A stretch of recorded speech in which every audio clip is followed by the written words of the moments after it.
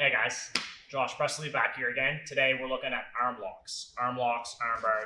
And really an arm lock is just a submission hold when you're looking to hyperextend the guy's arm, causing him to tap out. You can get it from a lot of different positions. It can come up from a lot of different ways, but you have to know some of the main setups, the main counters, and how to deal with these counters. So when you're going for an arm lock on someone, you're gonna know what to do when they start throwing these very common defenses at you.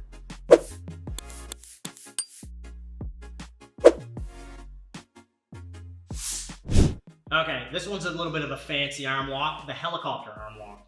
So how we set this one up is from a De La Riva. And basically we're gonna have to load our partner's weight up onto us and kind of throw him to the floor. So this starts off from double sleeve control. I gotta have double sleeves and I'm working from a De La Riva here.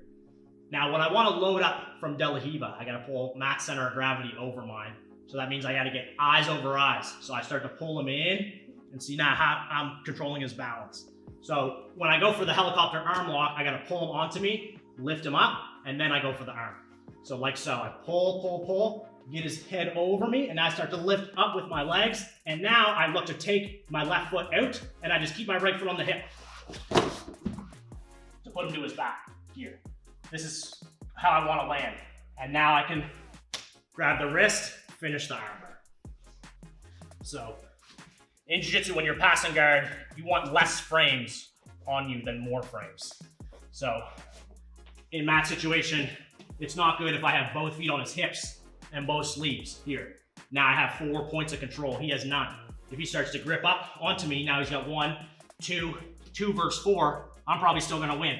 So I can even just go from both feet on the hips, load him up here. Not too hard for me to hold him over me. And now I just take that foot out and drop him to his back. And now I can finish the arm.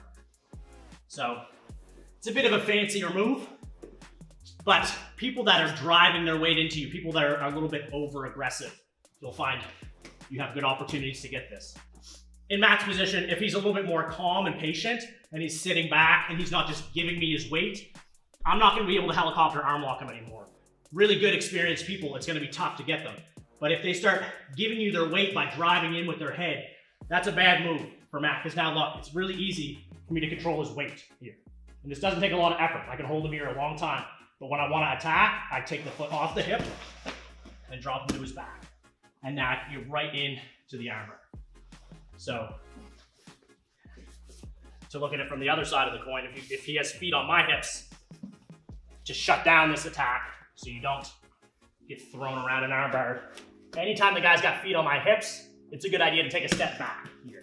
Like you're trying to almost do a squat.